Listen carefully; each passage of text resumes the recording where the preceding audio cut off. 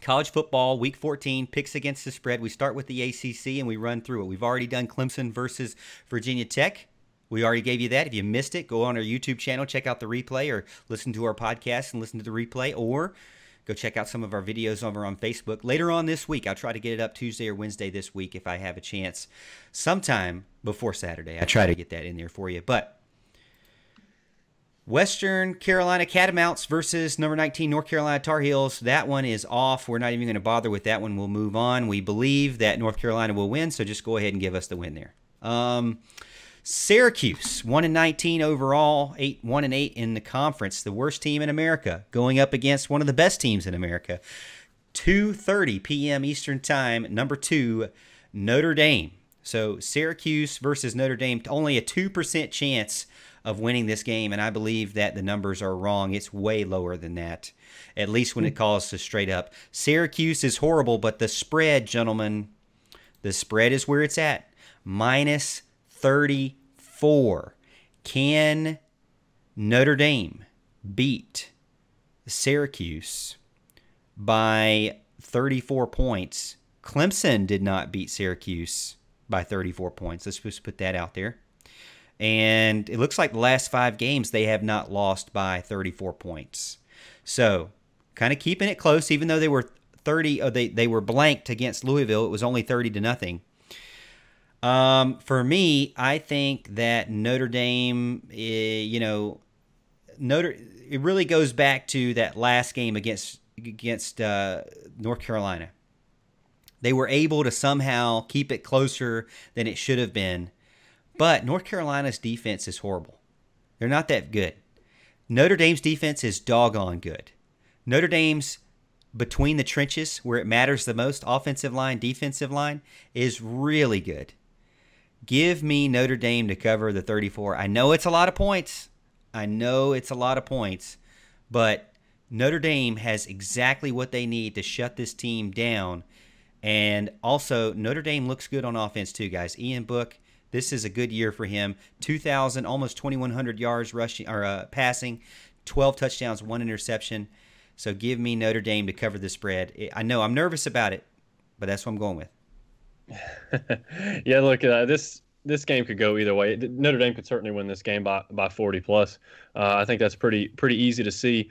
Syracuse is one of these teams against the spread that's given me trouble all year. They usually do a pretty good job for me, but look, I mean, if Syracuse comes out and is somehow able to score a touchdown or 2 touchdowns, and that starts to become a lot of points that Notre Dame has to score. I think this is one of those games that Notre Dame could get up early and maybe kind of pull a Clemson and put some backups in late and things like that. It could be a backdoor cover type situation. I just, in a league game, it's really hard to pick a 34-point spread, and I'm going to have to take Syracuse and hope they can find a way to cover this one. I understand that. Yeah, in total agreement. I'm not saying Syracuse by any means is going to just make this close at all. Like, Notre Dame's very capable of covering a 34-point spread, but I look at common opponents or even opponents in the lower tier of the league.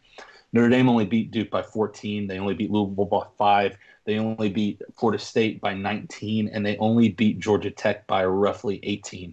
So I'm going to say that Syracuse does not get beat by 34, but they still get beat pretty bad. I can understand that. I'm going to go lone wolf on that one. I just have to go with my gut feeling. My brain is telling me, why? Why are you doing this? But I got to go with that. I'm going to stick with it. Boston College is up next, and they are traveling to Virginia. It's going to be an interesting one for this game. Boston College 6-4 overall, a 3:30 game. Virginia 4-4 overall. Again, Virginia wasn't able to play the last game because Florida State flaked on them. Virginia projected to win FPI 57.1%. They're -6 right now against the spread. So right at -6. Now, I had -6 too. I thought I had -7. That's a game coming up that we'll talk about. But -6 against the spread. And for me, I'm going to go ahead and I feel like that Boston College could either win this game or keep it close. I'm really bit high on Boston College right now. I'm still kind of rolling with them like I did with North Carolina State a few weeks ago or a few months ago. Not sure if they'll win. Not sure if they will win, though. But I will say this.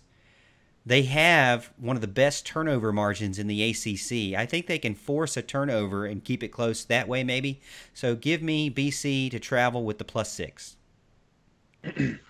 Yeah, look, BC's a team that has actually done me right all year. As a matter of fact, they usually do me right when I pick them. Against the spread, they just have that knack for keeping games close. Whether they win or lose, they keep games close. And as a matter of fact, they've really overachieved this year as a whole. And Virginia's done really well. As a matter of fact, I had Virginia covering this game earlier, and it's like, you know what, BC's just been Old Faithful kind of for me this year, and I really feel like I got to roll with them in this case. Phil Jerkovic has been playing hurt. I know his shoulder's been kind of giving him problems, and maybe that, they covered last week against Louisville, but again, it's Louisville. I thought they could have won by even more than that. I was kind of shocked that was only a touchdown game. So maybe it's hindering him, maybe it's not. But I think if healthy, they can keep this game close to a field goal. So I'm going to have to take BC +6. Give me BC plus the 6 as well. I agree with Alan.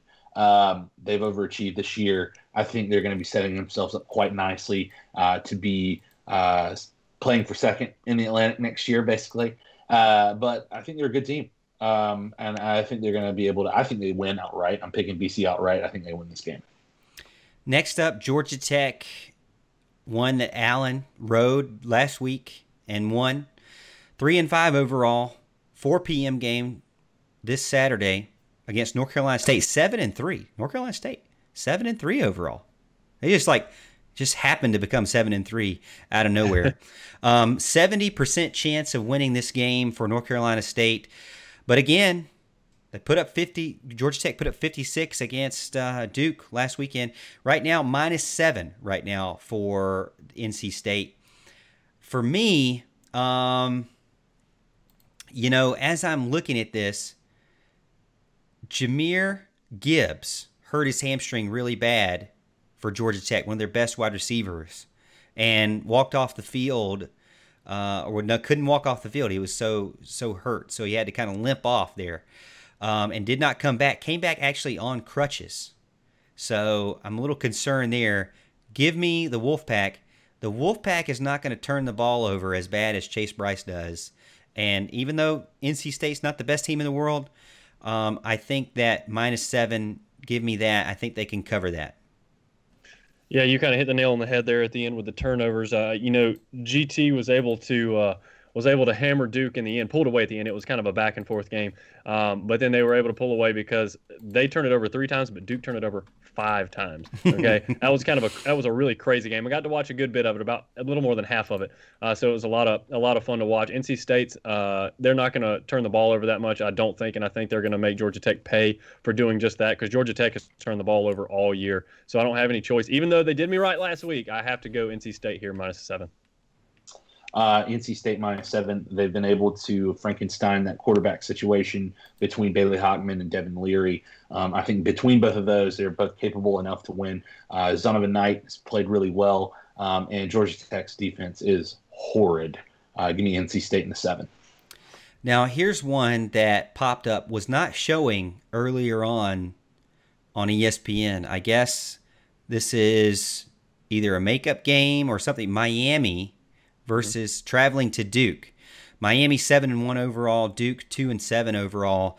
Miami 84.6% chance to win. Actually, not even seeing a spread pick here showing up for them. Let me go to look at OddsShark real quick and see what I have for a spread on them if they have anything. But this would be Miami Duke. I'm going to go ahead and tell you this though.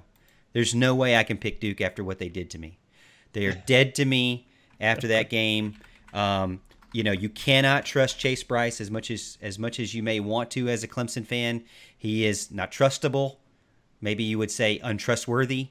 But I cannot go with him. It looks like the spread on OddsShark is 15.5. And the computer says Miami will win by 10.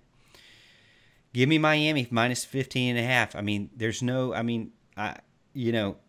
even if it's 15, even if it's only 7-point difference going into the fourth quarter, you got to think Chase Bryce is going to throw 2 more interceptions.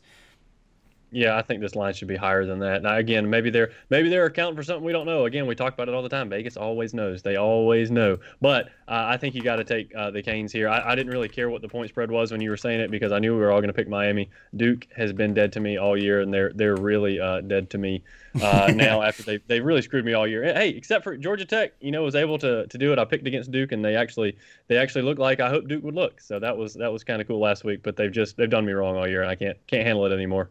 Yeah, Give me the Canes. Yeah. This game could go as high as 22. I'd still pick the Canes. Miami's going to roll in Durham. And that was our ACC league games of the weekend that we'll be looking at. And this leads us into our top 3 games of the week. This is our top 3 games of the week picks, courtesy of Houston this week. So thank you, Houston. First one up is going to be Indiana, number 12 Indiana, travels to number 16 Wisconsin. 5-1 Indiana, 2-1 Wisconsin. They've had some issues with COVID. They hadn't been able to play. 84% chance to win to Wisconsin. I'm guessing it's because that Michael Penix Jr. is out with a torn ACL. Unfortunately, bad news over the weekend for Indiana. Good news is that they have a pretty decent backup. Houston and I were talking about that earlier on this afternoon. Jack Tuttle, former 4-star recruit from Utah, 24/7 had him at 167th overall in the nation as a pocket passer and 8th best pro QB in the nation in his draft class. And he's going to be taking over for Michael Penix now. He might not be as flashy and able to run around, but Houston said he's very consistent. And they still have a solid foundation around to build that player, for him to distribute the ball to. And that's what you have to do as a quarterback. So with that being said, and with the fact that Wisconsin, I picked you against Northwestern and you screwed me. Yep. With that being said, I'm going to take the plus 14 here and go with Indiana and hope that Mr. Tuttle uses his big prestigious 4-star recruiting ranking or rating and does well for Indiana. Yeah, I'm going to have to agree with you here, Morgan. I think a lot of people are going to write them off because their quarterback Penix is such a good quarterback. I mean, he can really sling it, and he's dangerous in the run game. This guy's a little bit bigger than Penix, and he doesn't have quite the arm, not quite as mobile, but still very capable. And that is Penix, by the way. I don't know if y'all are getting that, but that's what I'm saying. I see y'all giggling like little schoolgirls over there. But, there's some static, I think, from your mic. Check the tape, Penix. But no, he's a great quarterback, man, and it's a shame because I keep telling you this. I tell you this like every week that our buddy Mark, the Hoosier fan, is got to be heartbroken over this. It's brutal. I saw him at church Sunday, and all I could do is shake my head. It's like, man, sorry. They had a great run, but I'm picking Indiana this week because of their defense. Wisconsin has played one game that they've lost to Northwestern, because Northwestern played them tough on D. Indiana has the same type thing. They like to hold opponents to low scores, and I think they're going to be able to do it again. So I'm taking Indiana plus 14. And to interject with that, you mentioned that great point. Their quarterback for Wisconsin, Mertz, had difficulty against Northwestern with the turnover bug. Guess what? Indiana is a turnover interception machine. Yep. 16 interceptions in 6 games. So first and foremost, and I feel like the both of you need to hear this, it's Michael Penix. Okay, that's what his name is. Okay? I don't think so, Houston. In the South, it's Penix. I just don't think you want to say it. In the South, it's Penix. You got a little draw there. Yeah, there's a lot of jokes there. Anyway, I'm picking. So it's plus 14 to Indiana, but I don't think they win this game. I think it's a very close game. I think Jack Tuttle keeps them in the game. I don't think that Wisconsin will cover, but I do think Wisconsin comes back. The Northwestern-Wisconsin game was so Wisconsin and so Northwestern that it just had to happen. That's bound to happen. Wisconsin has an ugly stupid, dumb loss every year to a team that they should beat by 40, and Northwestern plays above and beyond one game to just ruin somebody's season, to then follow it up to lose to Scrubby McScrubbers in the next week. Yeah. All right. That's what happened. Wisconsin's going to be back. I think they win the game. It's going to be close. I think it's going to be probably like a 7-6 kind of game where you turn it on. You're like, it's the same score from the first quarter. Goodness gracious. That's what's going to happen. Wisconsin wins but doesn't cover. Okay. I don't know. I think it'll be higher scoring than that. But next up is one that is an SEC matchup from two ranked teams here. Number 5, Texas A&M, 6-1 overall. Noon game. Number 22, Auburn Tigers, 5-3 overall. Auburn showing up at FPI as a potential winner here. 53% chance to win. I guess it's because it's a home game. Because for me, and it's also -7 to Texas A&M. For me, here's the thing. Texas A&M on paper is better on offense and better on defense. They're way better on defense, by the way. But Texas A&M has one of the best defenses in the SEC, and you know that means they have, well, maybe this year they maybe have an average defense, but they have one of the best defenses in the SEC.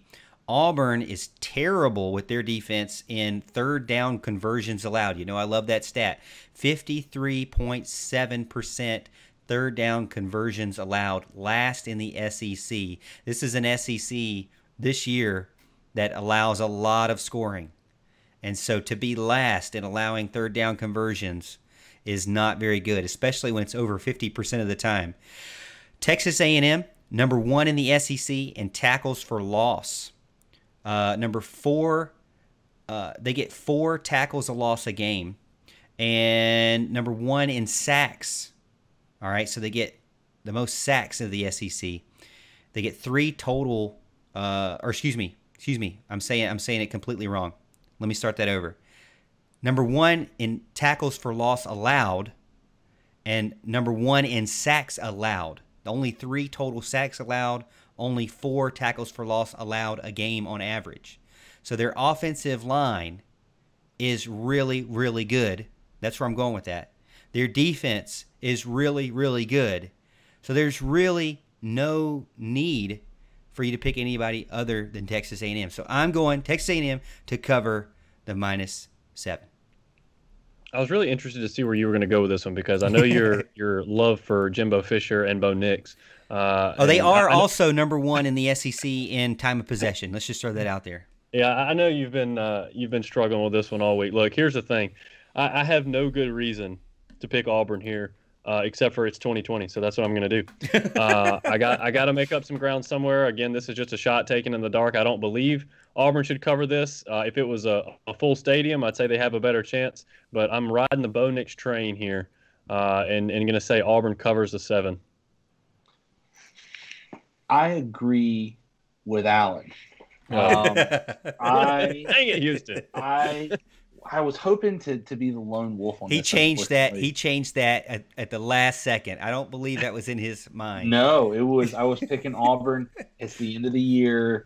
The Gus Malzahn getting fired talk is out there. Everybody's talking about, will Hugh Freeze be the next head coach at Auburn?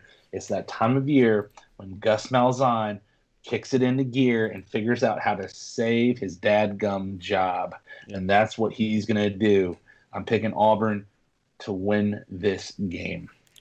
Texas A&M has way better, completely better defense than Auburn. Their offensive line is good too. I can't go with it. You can't convince me otherwise. There, chat saying that, Hart saying in chat, remember, Kellen Mond is quarterback, and he is literally the Tony Romo of college football. And so that bodes for Allen and Houston there. And James gets in over on chat. He's got a few that he wants to ask our confidence on. We'll get that. We'll clean that up at the end, James. So hang tight. But he's asking us to pick Liberty and Coastal. Houston, why don't you tell him who our last pick is? Our last pick is the College Game Day Game of the Week in the beautiful city, Conway, South Carolina, Myrtle Manor, baby. We're going down. We're talking about, it's not college, baby. It's Coastal. Liberty Flames, 9-1 overall. Not undefeated, 2 undefeated teams. Thank you, NC State. I hate you. But 9-1 overall. Well, really, it's the kicker's fault. But 9-1 overall. 2 p.m. game this Saturday versus 9-0 Coastal Carolina, number 20th, or the 20th ranked team in the nation. ESPN FPI, a little bit concerned with this, is it doesn't match up with some of these games we mentioned. 80.1% chance to win for Coastal Carolina. Only a slightly under a 20% chance for Liberty to win. Right now, Coastal is at a -7-point favorite. Statistically, though, these two teams are almost identical. They haven't played the same type of teams. And I will say I lean more towards Liberty because they have played ACC teams and almost schooled all 3 of them. And they do have Willis, who has the most, Malik Willis, who has the most fantasy points of any quarterback in the nation. So they have a big baller there at quarterback. And again, they're holding teams to right at 301 yards per game on defense. I looked at all of my stats that I like to look at, the third down conversion percentage. I looked at, long plays allowed, past 10 yards, past 20 yards. I looked at turnover margin. And I looked at, injuries. I didn't see anything, at least from some of the things that I looked at. So it really seems very, very close to me. And to me, these two teams can score, and it could end up being like an Appalachian State type game where they're both scoring back and forth, and it'd just be one of the best games we've ever watched all year, maybe even in the past couple of years. I'm hoping for a barn burner from both teams. Take the over and give me Liberty plus the 7, because if it comes down to overtime, I want plus 7. Yeah, that's a good point. And I think this is going to be a great game. And this is something I hesitate to do because Coastal has absolutely destroyed the spread all year. The one they lost was a half point, and they were literally 2 yards from the end zone. It's much like the Cincinnati game, except for they actually tried to punch it in there. Much like Cincinnati UCF, they tried to punch it in. They got stopped at like the 1 or 2 yard line. Just a couple more plays, they would have had it, no problem. And it was a half a point. Okay, they've just killed the spread this year. So I hate to do it, but Liberty, like Morgan said, they're tested. They're tested this year. I'm not saying that I get it. It's the ACC, right? We're terrible. That's the way it's supposed to go. I understand, but they have played with some big boys, so to speak, quote unquote. But and they've looked good. As a matter of fact, I think they should have beat NC State. They missed a field goal they should have made. And we know the story with the others as well. So I've got to take Liberty here. I think it's going to be a close game. As much as it pains me to not take Coastal, I've ridden them all year when it comes to the spread. But I gotta take Liberty here. So Liberty, I have an affinity for Liberty. They're one of the few people that said, "Hey, you can be a preferred walk-on." When I was a scrub at Chapman High School. Wow! I was a Scrubby McScrubberson. I didn't go. I ended up going to Clemson, obviously. So I follow Liberty. I have an affinity for them. Love those guys to death. They're tested. They've beaten 2 good ACC people. Teams. They're good people. They're wonderful. 2 Corinthians. That's where that happened. So I like them. I think they're a great team. Questionable coach for some people, and they've got a better quarterback. And this is nothing against Grayson McCall. I think Grayson McCall is a great quarterback. He'll be fine. And if he's coming back next year, Coastal's going to be a force in the Sun Belt. But I just think right now Liberty is the more tested team. They're the big dog, and they're going to come in and win this game. I'm picking Liberty. Yeah, I like where you're going with that. I mean, I obviously agree. We all locked in Liberty there. And so I wasn't really thinking that was going to happen, but really, like I said, when you look at it, the teams are very close, and in that case, I'll take the plus. Now, I don't know who's going to win outright. Chat, Billy saying, I don't know what's going to be uglier, the beatdown Liberty gives Coastal or their sucky field, which I mentioned their field last week, I believe. The teal, I don't necessarily mind unless it's blazing hot sun bearing down on it, which at 2 p.m., it will be a blazing hot sun bearing down on it, more than likely. So the weather right now showing, oh, you know what? The one time I go down and look at the weather, it's not showing. Thank you, ESPN, for that. Okay, so I don't know what the weather's going to be, but if it's sunny, it's not going to be fun to watch on TV. Let's just put it that way. So chat saying, Bill saying, go with Liberty. He hopes Coastal wins, but he wouldn't be surprised if Liberty pulls out a win. And Hart saying he's going to go lone wolf on Coastal. So Hart, you can be our lone wolf there. Chat over here, James going back up a little bit. He said he wants to know our confidence on Boston College. Confidence on Boston College. We'll give it an A, B, C, or D. So give it a grade of confidence. Boston College at UVA. I'm going to say a C only because Brennan Armstrong has been getting better every week. Now, he didn't play last week, so they might be a little bit rested, which might be good for them. And so if anybody can score, it's going to be Virginia. And I think that bodes well for them. Yeah, I'm actually going to go with a C as well because I don't know the health of Phil Jerkovic's shoulder and if that may play a part or anything like that. So yeah, and I actually had, like I said, Virginia picked in this game originally and flipped back because BC's done me so well all year. So it's just one of those games. It's an ACC game. It's tough to pick. It's really hard to have a lot of good confidence in these picks. But yeah, I would say about a C. I'll say B minus, C plus, somewhere in that range. I'll always say that picking ACC games is like trying to herd cats. So just take that as you will. And I think he also gets in there and asks, what would you do with Miami minus 17? I think Houston already mentioned that he would believe Miami at 22. Alan agrees as well. So I can't really trust Duke. Like I said, if they have it close, it can't be close for very long because they're going to throw an interception or have a fumble or something. Something bad's going to happen to them. I don't wish any bad on Chase Bryce, but he just can't keep the ball. I mean, it's just apparent at this point that is a problem for him. But yeah, so hey, we went through our picks against the spread. If you missed that, you can go back on our YouTube channel and check out the replays that we have up, or you can listen to us on a podcast after the fact, probably get it up tomorrow afternoon sometime. But we talked about Week 3 recap. We talked Heisman Trophy talk. We talked Clemson versus Pittsburgh. We talked Clemson versus Virginia Tech. And then again, like I said, we gave you our Week 14 picks against the spread. Not many weeks left. This is the final week of the regular season for the Clemson Tigers. Like I said, we think that Florida State has given up and rolled over and died and gone on to 2021 and moved and turned into a basketball school. That's what we're going with here on this show.